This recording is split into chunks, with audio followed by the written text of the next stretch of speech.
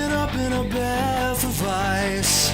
I'm a victim of an organ heist. You know it is true, you know this time you're never gonna get it. But you've already stole my heart. Yeah, you ripped it and tore it apart. You know. Welcome to the Cutthroat Queens podcast, the place where gnats teleport to right before you try and squish them. We're here to take an honest and open-minded look at all things indie horror. My name is Brett, and joining me are Elton and Chelsea. Hi. Hey. So to start off today, since this is our first episode, we're just going to keep things pretty chill. I'm going to introduce myself, they'll introduce themselves, and we'll just do a quick icebreaker game so you can see who you're actually listening to today. So my name is Brett Mitchell Kent. I'm a horror writer and board game enthusiast. I tend to write more on the psychological horror side, but I like to dabble in dark fairy tales and some erotic as well. How about you, Elton? Oh, Christ, me already. Sorry, I wasn't ready. Yeah, my name's Elton Skelter. I'm from the UK, and I'm a horror / extreme horror writer or aspiring extreme horror writer. I just want to write horrible. No, you're there. Oh, Yeah, good. yeah. Thank you. I love the validation. it soothes me. Yeah, I've got a couple of pieces out at the moment, mostly with D&T Press, who I'm a big fan of. Hi, Dawn. And other than writing, I like sleeping and drinking. That's pretty much me in a nutshell. I'm very interesting. Go Chelsea. You are interesting. I am Chelsea Pumpkins. I hail from New England in the US. I am also a horror writer. I haven't been doing it very long, but I'm having a good time. So I think I am still trying to kind of define my style. But so far my stuff either tends to be really sad or a little bit funny. And I don't know, it's been fun to kind of experiment like different subgenres and stuff. My latest piece was really disgusting. So you all can keep an eye out for that. Some body horror in the mix. It was. It was. I can't look in a mirror my anymore. mom, this is a mom endorsement, but she said it was the most revolting thing I have written. So that's that's an achievement. You know, if you can gross out your mom, that's the best bit. And she has she can be grosser than me, so that's a pretty big achievement. At least she actually reads your work, but my parents would never read anything I write. She does. I know. I'm very lucky. She's a good mom. Other than writing, I enjoy reading. I know we're going to talk about books a lot here, and other authors that we like. And I love horror movies too. I will watch pretty much any kind of horror movie. So love talking about that too. Yes, same. Especially the indie ones. If it looks like it was a college art project, I'm probably going to love it more than anything big budget. My tastes are really unrefined. So if you expect me to come up with anything like, I love Dario Argento, no, it's not going to happen. It's going to be me being like, I really like that one franchise with the 12 sequels. That's really cheesy. Perfect. No balance. So in my intro, I guess I forgot to say I am also U.S. native, and I am from northern Indiana, so the land of cornfields. So for our little, there's a couple of those around here. For our little icebreaker, we're going to just do like a quick round robin of questions for each other. We'll answer them ourselves. I guess I'm going to kick it off, and since this is a more writerly indie horror focused podcast, I'll shoot the first one at what releases are you both looking forward to most in 2023? Chelsea, go first. I'm looking forward to hearing what you say. All right. I am very much looking forward to Ai Jiyoung's upcoming Lingen. I've heard really good advanced reviews about that. Absolutely same. I think it's coming out. I think that's a Dark Matter Inc. imprint release. And then Erie River is putting out a folk horror anthology called The Old Ways, and that's edited by Holly Cornetto, and I'm really excited to read that. How about you, Ellen? Yeah, I've been thinking a lot about this actually, like what I'm really looking forward to in the coming year. And I've got quite a few that I'm really, really excited about. So I'm just going to like blast some off. I'm really looking forward to the No Trouble at All anthology from Cursed Morsels. It'll be edited by Eric Raglan and Alexis Dubon. They've already sent out some amazing invites to authors as well, who I really admire, like Paula Diash and Sarah Tantlinger. Tell our listeners what the theme of that one is. It's basically polite horror. I think I'm guessing it's going to go sort of in the way of Stepford Wives, kind of there's a smile on it, but underneath it's brewing something really terrible. And I love that kind of thing. I think, yeah, that's always been sort of a nothing is as it seems kind of vibe to it. Yeah. I'm really looking forward to that one. I'm going to pick that one up too. Yeah. I'm also really looking forward to one from Spooky House Press. TJ Price's The Disappearance of Tom Nero. That just sounds good. It's a novelette. I think it's only 14,000 words, I believe, but it's kind of psychological horror, and just I've read a few short blurbs about it, and it sounds incredible. So I'm really looking forward to that one, and I believe TJ is going to be a guest on the podcast in March, so he'll be able to tell us a bit more about it then, which is going to be really exciting. He's also in the folk horror, I think. Yeah, the folk horror anthology that I was looking forward to reading. So this is just going to be a TJ Price fan podcast now. Yeah. we're just going to fanboy over TJ. We stan. They always go that way anyway, so might as well just lay our cards down first. Another one I'm really looking forward to is what's it called? Hunger as Old as This Land, which is Zach Rosenberg, and that's coming out, I think, from Bridget's Gate. I beta read the story when it was a short story, when he submitted it to an anthology, and it was so good. But they liked it so much, they were like, this could be bigger, and this could be a standalone story all of its own, so that they're going to be publishing it as a novelette, which I'm really excited about. And then there's just a bunch of stuff from D&T, who I published with myself, that I'm really looking forward to. We've got new titles from Colt Skinner, Harrison Phillips, Judith Sonnet, millions of stuff coming up that I'm just so excited about, and I cannot wait to talk to you guys about. Yeah. Brett, what about you? Oh, okay. Yeah. So one of the biggest ones I think that I'm excited about is La Petite Morts, which is coming out from who is that one? Is that Ghost Orchid Press? Mm-hmm. And Evelyn Freeling is editing that. And I was lucky enough to have a few friends that have stories submitted into that I was able to read before they were accepted. And I can just already tell you the quality of this anthology is just going to knock your entire socks off. So I believe Evelyn is actually going to come on and speak with us in a few months as well. But there's a couple of stories from authors like Michelle Tang and Ray Knowles that are just incredible. And then Steve Stred as well has the most disgusting story I've ever read in that. So Chelsea, you'll have to compete with that. We'll have to give it to my mom, and then she can weigh in. It's disgusting in the best possible way, and I still think about it like every day. So I'm very excited about that one. As far as another book is None Left to Tell, which hasn't been officially announced yet, but it's by Noelle W. Ely, who is an author that I adore. I've read all of her work. I fangirl over her consistently. Very excited about that one. And then Final Girl Season 2, which is actually a horror board game. It's a solo board game experience where you run around the map as a final girl trying to, save people and complete your mission. That is coming out in the next year. It was kickstarted last year, and I think we got a Kickstarter update yesterday that it should be coming soon.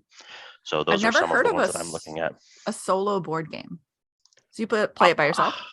Yeah. Most of the board games that I play are solo because I can't find anybody to play them with me. Yeah. I mean, I sit at home by myself all day. My husband has no interest in playing board games with me, so I just do it by myself, and he walks by me every now and then and heckles me for being a nerd. No, I've never heard of a solo board game either. I think I just always nerd. You had to have friends to play stuff, so I just didn't play them. Yes. Okay, well, link me that one because I haven't got any friends either. So. Yeah, good news, Ellen. There's games for you. There's games for me. It's my team. Yeah. That sounds really cool. And I think we should have a contest of who can correctly pronounce Le Petit Mort. Le Petit Moi. No, that was. I'm never gonna say it again. This was the one shot. La and Petit Mort. Yep, you get my Northern Indiana twang. He's actually got a piece of corn in the corner of his mouth as well, in case anybody's interested. He's very. That's our always boy next door. we have to. So that's really what I've got as far as the things that I'm excited. Oh, and Dead by Daylight is also, so that's a video game that I play that's coming out as a board game as well, also backed on Kickstarter, that should be shipping and receiving all of that next year. So Cool. that one is. What about very cool. films? Has Final anyone got Girl is films? made by Van Ryder Games. Cool. I'm excited for The Menu, the new movie that's coming out. It's a horror movie, and is that already out? I don't I've seen people know. talk. Oh, you know what? I'm excited. Everyone's talking about Skinamarink. Have you seen people talking about that on Twitter and stuff? No. Mm-mm. Oh, I've heard like best in a decade type of movie. I think Shudder. I'm probably gonna get this wrong. Come to our podcast for the hottest, latest, truthfulest news. And sponsorship by Shudder. I think Shudder took it, but I think it is going to have some sort of limited theater release. But I love Shudder. Yeah, me too. I know I recently subscribed and I have not been disappointed. Yeah, I did the 31 horror movies in an October challenge, and Ooh. the majority of those were from Shudder. Although actually the Nice. majority of them were just rewatches of stuff that I'd already seen, but they're my comfort movies, and I like my comfort. What did you have a movie in mind, Ellen, for 2023? Screen 6. It's coming out at the end of March. Yeah. I don't know what to think. There's no Nev Campbell, but Jenna Ortega is blowing up across horror. Obviously, she's had some incredible horror roles over the last couple of years, and she is the new generation of Scream Queens. And so I don't doubt for a second that it's going to be fantastic with or without Nev Campbell. Plus, we get to see Courtney Cox again, which is always a pleasure. And there's been a lot of sort of rumors online about like sort of twists they could take and theories about how they might. There's a trailer coming out this week, so yeah, very excited about that. But it probably won't come out in the UK until about 3 or 4 months after it's come out there. So I'm gonna have to come visit. So we'll make sure to spoil it for you. Oh, thanks. We'll just describe it'll be it the to first you. thing. Scene by scene. All right. I will literally since call the we're talking police. Since we're talking about movies, gun to your head, favorite horror movie ever. Brett, Oh goodness. you have Oh, to pick one. and I can't choose the bullet. You can't choose the So- bullet. This is weird, but I absolutely adore Rose Red, the limited series by Stephen King, the really, really long one. I can't get enough of it, and I probably watch it once or twice a year. So that judge me, flay me alive, but that's quality cinema to me. I should rewatch that. I feel like I saw that when I was really young. Did that come out a long time ago? Yeah, a long time ago. And Yeah, it was I round about wish the it same was a time book as the, because I would love to read it, but it's fantastic as a movie as well. came out around the same time as like all of the other like massive TV movie Stephen King adaptations, and it around about the same time as it and The Stand. Ooh. All right. Well, now I'm putting my gun to Elton's head. Okay. Favorite movie. Okay, this is not my favorite movie of all time, but it is my favorite horror movie, and I think it might be my favorite horror movie right now. In the wake of the controversy that was Halloween Ends, I got to thinking about my favorite Halloween film, and this is going to be, you're going to cancel me for this, but Halloween 2007, the Rob Zombie reboot, is my favorite of the Halloween films and possibly my favorite horror film. Wow. As a lover of extreme horror, That's a hot take. I know. I'm so sorry. Like I actually enjoy it. Hot more take than the corner. original. I really like my horror to be quite brutal. I like it to be quite extreme, and it did capture sort of a middle ground between the eeriness of the original, and then gave the backstory of Michael Myers, and the casting was pretty okay, but the casting of Michael Myers and the casting of the new Laurie Strode was fantastic in that. And I think it's very underrated. I know a lot of people hate it, but I think that is my favorite horror movie. Wow. All right. What about you? Well then, now Put that gun to your head. Yeah, I was like, well, Elton just got us canceled before we could even take off. So No, just replace me next time. It's fine. I've already messaged a couple people about it. So yeah, my favorite horror movie. There's definitely, I'm sure we all have like top 15, right? But I would pick Creep, which is a Mark Duplass Oh, I love it. film. I love that movie. Yeah. So creepy. It's like just so uncomfortable and also makes you laugh, but it's like that uncomfortable laugh where you're like, am I gonna get killed? And it has like this found footage angle. I am like a huge sucker for found footage. Me too. And I have a massive celebrity crush on Mark Duplass. Like, love Really? everything he does. I know. That's a really weird. That's a hot celebrity take. crush. That is a hot take. That's Like, a Chelsea's super Fox cancelled. take. For mine, I actually wavered a lot on between Rose Red and VHS because I adore the found footage. So if it's found footage, it's probably high up on my list. Yeah, and I would like to include Creep too in that. I haven't I was seen the gonna second one ask. actually. I haven't seen it. Oh, you should. It's really, really good. It's a great sequel. To be fair, you really can't go wrong with the Duplass brothers. I know. I love them so Movie much. or TV show. They are fantastic. They're absolutely fantastic. Oh, yeah, everything they do, I love. Okay, all right, that was my question. I'm going to ask a question now. Oh, Yeah. Who, as an author, what writers and what other authors inspire you in your work and just in your day-to-day doing of the writing? who you throwing at that first? Chelsea, you have an answer first. Yeah, let's hear from you. Okay. So if I'll pick like a mainstream and like an indie answer. So Okay. I adore Caroline Kepnes. She is the author of You and that Joe Goldberg series, which has now become a Netflix show with Penn Badgley.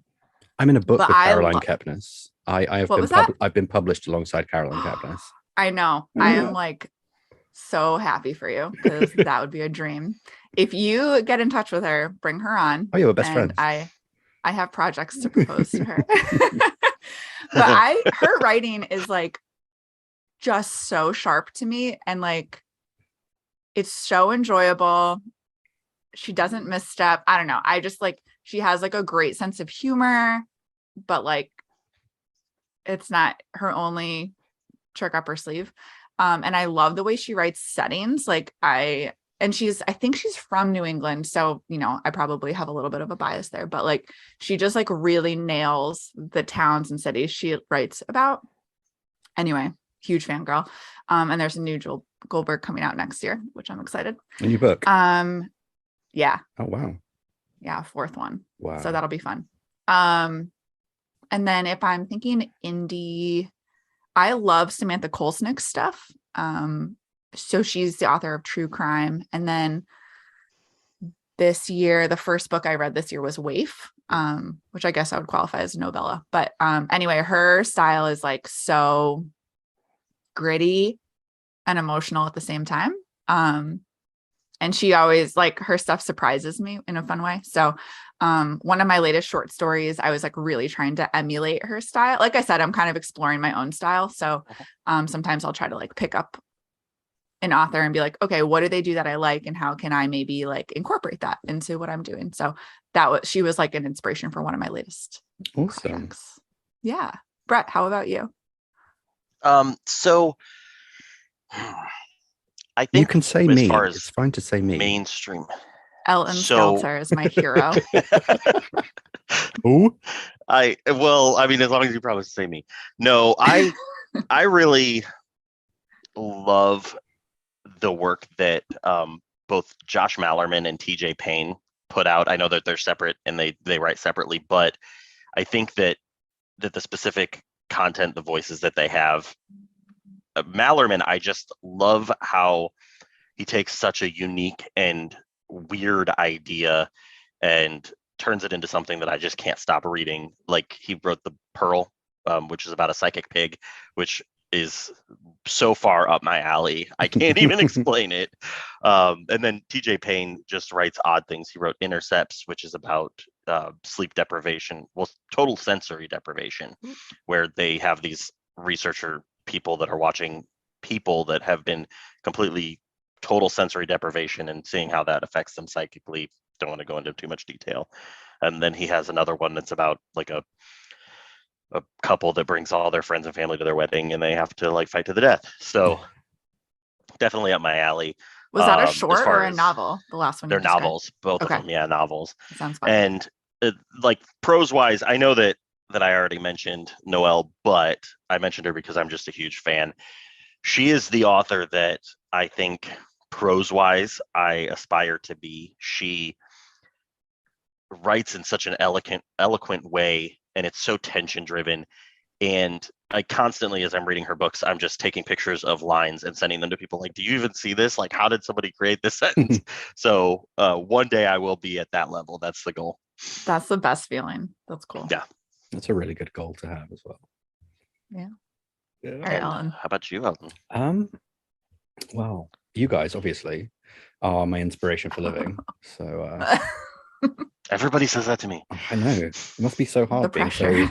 so wonderful. I am a really, really big fan of Bret Easton Ellis from a mainstream perspective. American Psycho changed my view of what a book can be horror-wise. I didn't realize until I read that book that you could make it kind of tongue-in-cheek and a bit funny and a bit weird and ambiguous. The ambiguity at the end of that book about whether or not any of it's actually happened was incredible to read. And he is a queer author who's succeeded. Now he's gone on to like film writing as well. He's doing incredibly well for himself. Well done. Good job, Brett. Good job. We're really proud of you. You made something of yourself. Buy me some cocaine. Not this, Brett. I just want to. Yeah. No, you the good too. One. The good job. One. Yeah, you too. Yeah, but we're talking the about good one. guy. Yeah. And in terms of indie, it's no secret to you guys, but I'm a huge Judith Sonnet fanboy.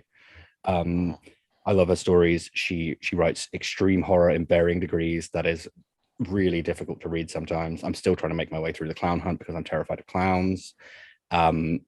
She writes in a really, really eloquent way, but it's also just really terrifying. Like it makes you feel it. And I love just her work ethos as well. Like she's taken now to doing like a 10-day book challenge where she will write a book and have it published within 10 days. Wow. Which I just find incredible. And every time I look on social media, she's got another one coming out. I recently read her Halloween collection, Kill Your Pumpkins. It's just all about murdering Chelsea. No, she took the idea Please don't kill our pumpkins. Writing about indie authors that she's friends with, and she puts them in these horrific situations and has this weird mythical sort of horror figure come and take them all out in gruesome ways. And I just thought it was fun. It was such a fun book. I loved that book. Is it your dream to be that? Is it your dream to be killed by Judith Sonnet? Absolutely. She can kill me any day. I love Judith Sonnet. And one day I'll get her to notice me and I'll be like, Judith, we should totally collab. And it'll happen. One day it'll happen for me. All right, we're going to manifest that, and then we'll manifest Mark Duplass wanting to collaborate with me. Okay. And Brett, what are we manifesting for you? Oh goodness. I mean, what do you get? The girl who has everything. That's what I'm saying. Like, no, but seriously, if we're manifesting something for me, it's going to be that like either TJ Payne or Catriona Ward are like, hey, let's collaborate on a series or whatever together, because I would die. I would just throw up all over the place and then die. Really good start to the project then. Yeah. Oh my God. So I guess that does lead, I guess, into my next question, because we're talking about manifesting. Ooh. So the future, and I guess it doesn't really at all. I was trying to make the link, but it didn't work. Nice so what about I'm really great at segues. What in this past year, 2022, what are a couple of the books that you read that you loved the most? Oh. Books, projects, short stories, whatever. Mhm. I got them on the top of my mind, so I'll go. Sorry, Okay. I'm like wiping my drippy nose. You should see it, guys. It's really handsome. Yeah. You've never seen a nose wipe like this. Sign up to our So- OnlyFans. No. Snot porn with Chelsea Pumpkins. So my book club, my IRL book club, chose to read the Ballad of Black Tom for our horror month. So my book club in real life, we don't just read horror, we read all kinds of stuff, but we Mine try too, to stick yeah. to horror for October to stay on theme. Anyway, the Ballad of Black Tom by Victor LaValle was so good. Like I was like just up at night thinking about it, loved it. It's his response to the horror at Red Hook by Lovecraft. And I couldn't even get through that Lovecraft story because listen, I know that it's I find his prose really difficult to get through. So I have never finished a Lovecraft story. But I read enough of it and then I went to the wiki page and like caught up on the rest of it and then read LaValle's, and it was just like the most amazing response I have ever seen. Like he paid homage in these like really cool ways and he like really just took back the tale. It was awesome. I loved it. Would recommend it to anybody. And then for short stories, this is like probably a little bit what people would call fart huffing. But the anthology Chromophobia, which was edited by Sarah Tantlinger, was fantastic. And it's all women horror authors, and the theme was color. So they all have a horror story centered around color in some way, shape, or form. I was like super excited to be accepted into that anthology. But that's not why I love it so much, even though it does obviously have a special place in my heart. But like literally every story like blew me away. These women took such interesting takes on the theme, and they're all like so different from each other. There's body horror, there's psychological stuff, there's grief, there's love. Like it was just really, really good. I would recommend it to anybody. Definitely on my TBR. And I love the fact as well that it was like a women of horror anthology as well. Like the women are like absolutely taking back the genre, and I'm totally here for it because some of the female written horror that I have read in the last year has been absolutely insane. Yeah, and there was a lot of authors in there that I wasn't like familiar with ahead of time, and now I'm like an immediate fangirl. And there's a ton of stories. There's like, I don't know, 20, 25 authors in there. But very rarely do I come across like a 5-star anthology, and that was like no question 5 stars. Excellent. I feel like I just talked for a really long time. No, I'll let you go. It's fine. It's fine. Okay. So my favorite book of last year was, I don't even know if it was released last year, but I read it last year. It was The Final Girl Support Group by Grady Hendrix. I am such a whore for a good old fashioned slasher, and the idea of bringing the final girls from multiple massacre events together and having someone then pick them off as well was inspired, absolutely genius. And he carried it off in such a beautiful way. The characters were relatable. I read it all in one night. I stayed up all night just to read it all in one go. It's not a small book. It's not No, I was huge gonna book. say that took me that was a chunky novel. Yeah. Good job. and yeah, I couldn't help myself. I just had to stay up and I had to read it all. And it kind of inspired me to write one of my short stories that I released through D&T in September of last year called Fuck You, Mary Sue, which was very much a take on sort of the other side of the slasher, the psychological elements, the aftermath of it. So I love that. I thought that was such a really, really brilliant book. In terms of short stories, I have not been reading a lot of anthologies this year, I've got to admit. I've been trying to get into them to some avail. Well, you know, I think we've all done all right this year in terms of anthology appearances, but most of the stories that I've read have been beta reading for writer friends. So I've read some really, really cool ones from yourselves. You're both incredibly talented writers, and I just want everyone to know that. Look them up. And and like TJ and Zach as well, they have sent me some stuff I've read. It's just really, really cool things. And we did the Halloween podcast for Anthony Frost's Halloween special for Terrify Me. That was really fun. Wrote short stories for the event, and it was just such a good night to listen to that many different stories from different writers all in one go, and that was amazingly good fun. I loved that day. Such good. Yeah. That A little plug for Anthony's podcast, Terrify Me. If you don't listen to it, you should check it out. It's really we'll link good. it underneath. We'll link everything underneath, actually, that we're talking We'll about. put it in our description. Yeah, and we'll tweet about it, because we can tweet now as well. Yeah, we're really good at tweeting. Yeah. I could not stop listening to that. I had the total FOMO for not participating, but the story, Elton, your story, I had to cut off in the middle because I was driving to work listening to it, he was and bored. right in the middle I had to stop and go into work, and I thought about it all day until my lunch, and then I went back and finished the podcast. Every story in there was just incredible. It was really cool. Oh, since my mom is now our in-house reviewer, Elton, she loved your story. Oh, thanks, Mrs. Pumpkins. Mrs. P. I love it. Brett, what were besides the podcast, what were your faves? So I actually read a series, and it's slightly where it's kind of fantasy, but the Bone Ships series, I don't remember what the actual series is called, but maybe The Tide Child, I think. It was a trilogy by R.J. Barker.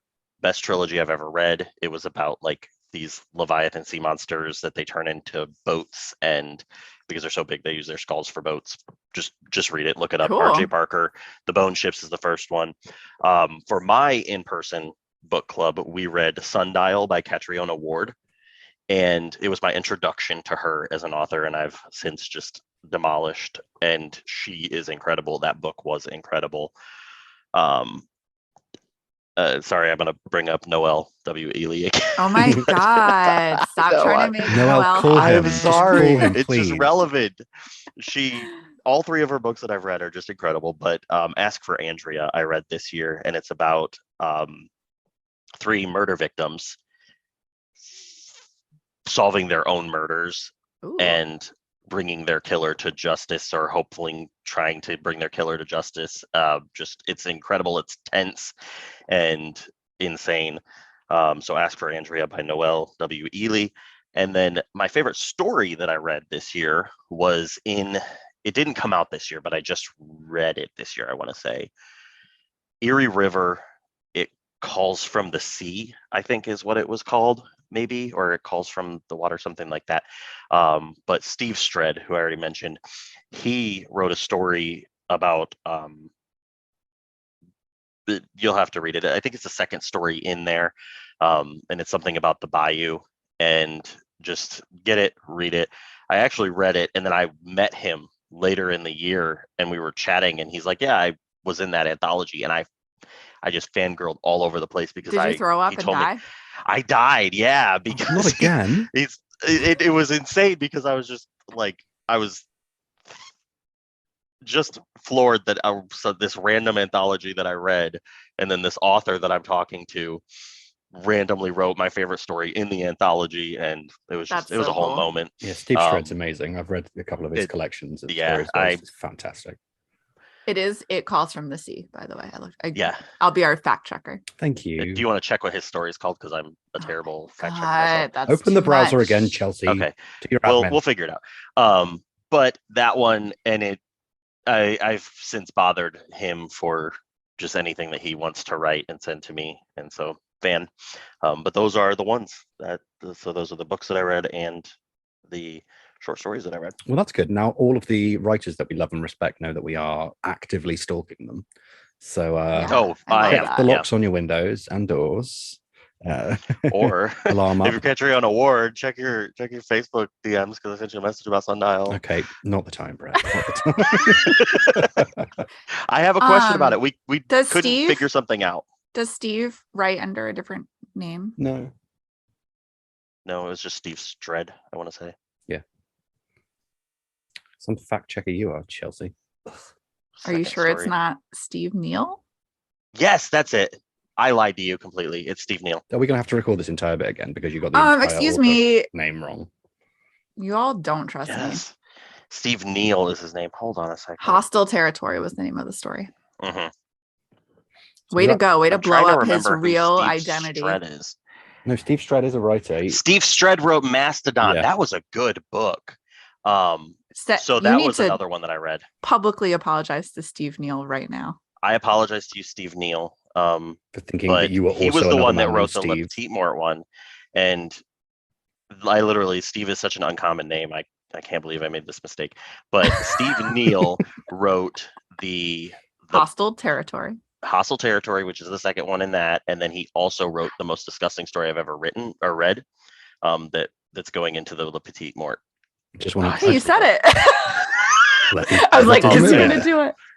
just Steve Stred wrote Mastodon, which was insane. It's about this kid and his father that are going to search and figure out what happened to the mother/wife, and it takes place like completely in the woods, and it's creepy, culty. Read it. Awesome. All right. Okay, so you did your public apology to Steve, so we can move on. hopefully he'll forgive you because you're awful. But yeah, I have one more question. And that's just, where can we find you guys online? Where are you? Where's your websites, your social media? Chelsea, tell us about yourself. Mine is pretty straightforward. My website is chelseapumpkins.com. I guess this is a good time to plug that I have an upcoming anthology coming out. Had the pleasure to serve as editor of a 90s themed horror anthology called That's What I Call Horror. That's coming out next month. We'll probably talk more about that on a future episode. But you can find information about that book on my website, chelseapumpkins.com. And then I'm also on Twitter and Instagram at Chelsea Pumpkins, all one word. And my name is spelled Chelseaa. If you spell it wrong, you're wrong. So that is. You might just find some other random. We don't want you here Chelsea. anyway if you don't spell it right. So. No, we do. Don't listen to me. That's what editors are for. Everything I say is a lie. Right. Brett, where can we find you? Pretty straightforward as well, but not at all. So my website is just brettmitchellkent.com, which is, BRETT Mitchell Kent, all one word.com. And then the links to my social medias are up there, but they're completely differently named than my website. So Well, how dare I you? am on Twitter as Hoagie Hausen. Hoagie like the sandwich, and Hausen is a made-up word, Hausen. So that's that. And then I'm on Instagram as well as Mr. Sprocket Imaginarium, which is a hybrid art writing account, completely undefined, directionless, like me. I love it. And where are you, Elton? I literally don't have a website. I need to get on that because that's not a good look for me. But you can find me on Twitter at Elton_Skelter. And that's where I mainly hang out. Twitter. You can find me on Twitter, bruv. I love Hello, it. I had to. Yeah, you can mock my English accent all you want. It's not as bad as some. It's not a mock. I love it. Do yours. Do your impression of an English accent. Oh, you can find me on Twitter at Chelsea Pumpkins. That's actually quite good. I'll give you that one. That was all right. I did one once. I forgot if it was it might have been Anthony, and he was just like, that's terrible. Every time I try to do a British accent, it ends up sounding Australian. Yeah. Anytime I try and those up do a lot. any other accent, it's always a mix of like Jamaican/Indian. I just can't. I can't do accents.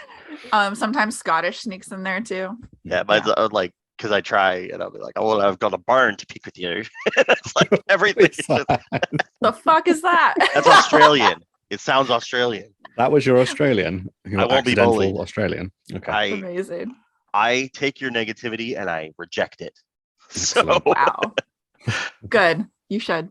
We're very Okay, spiritual on this podcast, aren't we? We're manifesting, deflecting. We're bullying. I'm covered in crystals, head to toe. Crystals. So I think that's the last question. So, Chelsea. Yeah. So I just wanted to chat briefly about what you can expect from our podcast. So first of all, thanks for listening this far.